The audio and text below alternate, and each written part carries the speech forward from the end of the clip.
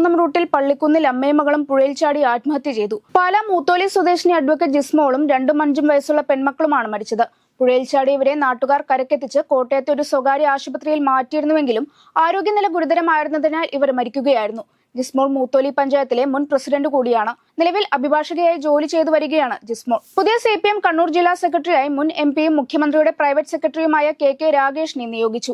ജില്ലാ കമ്മിറ്റി യോഗത്തിലാണ് തീരുമാനം. CPM സംസ്ഥാന സെക്രട്ടറി MV ഗോവിന്ദൻ, മുഖ്യമന്ത്രി പിണറായി വിജയൻ എന്നിവരുടെ സാന്നിധ്യത്തിലാണ് യോഗം ചേർന്നത്.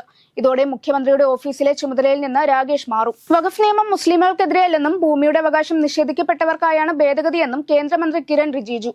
ഈ നിയമ ഭേദഗതിയിലൂടെ വർഷങ്ങളായി നിലനിൽക്കുന്ന തെറ്റ് സർക്കാർ തിരുത്തുകയാണെന്നും കിരൺ റിജിജു കൊച്ചിയിൽ വാർത്താ സമ്മേളനത്തിൽ പറഞ്ഞു. മുസ്ലിമുകൾക്കെതിരായ നീക്കം കേന്ദ്രം നടത്തുന്നു എന്ന പ്രചരണത്തിനാണ് ചിലർ ശ്രമിക്കുന്നതെന്നും ഇത് തെറ്റാണെന്നും മന്ത്രി പറഞ്ഞു.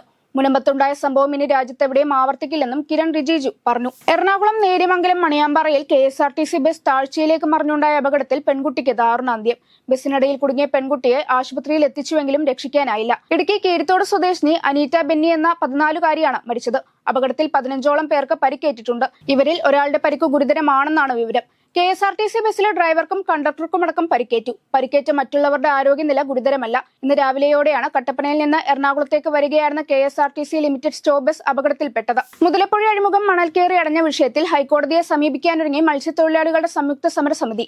നാളെ ഫിഷറീസ് വകുപ്പ് മന്ത്രിയെ കണ്ടതിനു ശേഷമാകും കോടതിയെ സമീപിക്കുക. അതേസമയം സമരം കടുപ്പിക്കാൻ ഒരുങ്ങിയിരിക്കുകയാണ് മത്സ്യത്തൊഴിലാളികൾ. വകുപ്പ് തല നടപടി ഉണ്ടായില്ലെങ്കിൽ 10,000-കണക്കിന് വരുന്ന മത്സ്യത്തൊഴിലാളികൾ നഗരത്തിന്റെ പ്രധാന ഭാഗങ്ങൾ ഉപരോധിക്കുകയും സെക്രട്ടേറിയറ്റ് വളയുമെന്ന മുന്നറിയിപ്പ് നൽകിയിരിക്കുകയാണിവർ. മാസപ്പടി കേസിൽ SFIO കുറ്റപത്രം എൻഫോഴ്സ്മെന്റ് ഡയറക്ടറേറ്റിന് കൈമാറി. പകർപ്പ് ആവശ്യപ്പെട്ട് ഈട് നൽകിയ അപേക്ഷ എറണാകുളം അഡീഷണൽ കോടതി അംഗീകരിച്ചിരുന്നു.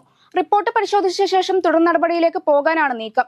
എറണാകുളം അഡീഷണൽ സെഷൻസ് കോടതിയുടെ നിർദ്ദേശപ്രകാരമാണ് കുറ്റപത്രം കൈമാറിയത്. മുസ്ലിമുകൾ പഞ്ചറൊട്ടിക്കുന്നവരെന്ന പ്രധാനമന്ത്രി നരേന്ദ്രമോദിയുടെ പരാമർശത്തിനെതിരെ വിമർശനവുമായി പ്രതിപക്ഷ പാർട്ടി നേതാക്കൾ. സമൂഹ മാധ്യമങ്ങളിൽ ഉപയോഗിക്കുന്ന ഭാഷ ഉപയോഗിച്ച് ഇത്തരം പരാമർശങ്ങൾ നടത്തുന്നത് പ്രധാനമന്ത്രിക്ക് യോജിച്ചതല്ലെന്ന് കോൺഗ്രസ് MP ഇമ്രാൻ പ്രതാപ് ഗാർഗി പറഞ്ഞു. മോദി തെരഞ്ഞെടുക്കപ്പെട്ട പ്രധാനമന്ത്രിയാണെന്നും അധിക്ഷേപ ട്രോളുകൾ പറയും മുമ്പ് ചിന്തിക്കണമെന്നും കോൺഗ്രസ് വക്താവ് സുപ്രിയ ശ്രീനീറ്റ പറഞ്ഞു.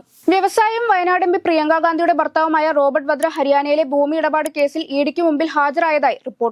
EDയുടെ ഡൽഹി ഓഫീസിലാണ് വദ്ര ഹാജരായത് എന്നാണ് വിവരം. 2008-ലാണ് കേസിന് ആസ്പദമായ സംഭവം നടക്കുന്നത്. വദ്രയുടെ കമ്പനിയായ സ്കൈലൈറ്റ് ഹോസ്പിറ്റാലിറ്റി ഹരിയാനയിൽ 7.5 കോടി രൂപയ്ക്ക് 3 ഏക്കർ ഭൂമി വാങ്ങിയതുമായി ബന്ധപ്പെട്ടാണ് കേസ്. കള്ളപ്പണം വെളുപ്പിക്കൽ നിരോധന നിയമപ്രകാരം ഇദ്ദേഹത്തിന്റെ മൊഴി രേഖപ്പെടുത്തിയെന്നാണ് പുറത്തുവരുന്ന വിവരം. പഞ്ചാബ് നാഷണൽ ബാങ്ക് സാമ്പത്തിക തട്ടിപ്പ് കേസിൽ പ്രതിയായ ഇന്ത്യൻ രത്നവ്യാപാരിയായ മെഹുൽ ചോസ്കിയെ അന്വേഷണത്തിന്റെ ഭാഗമായി ഇന്ത്യയിലേക്ക് എത്തിക്കാനുള്ള ശ്രമങ്ങൾ ആരംഭിച്ചു. ഇതിനായി EDയുടെയും CBIയുടെയും ഉൾപ്പെടെ 6 പേരടങ്ങുന്ന സംഘം ബെൽജിയത്തിലേക്ക് തിരിക്കും.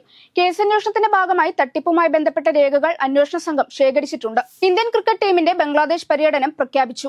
3 ഏകദിനങ്ങളും 3 T20 മത്സരങ്ങളുമുള്ള 6 മത്സരങ്ങളാണ് പരമ്പരയിൽ ഉണ്ടാകുക. മിർപൂരിലും ചറ്റോഗ്രാമിലും 2 വേദികളിലായി പരമ്പരകൾ നടക്കും. ഓഗസ്റ്റ് 17-ന് ആരംഭിച്ച് ഓഗസ്റ്റ് 31-ന് അവസാനിക്കും.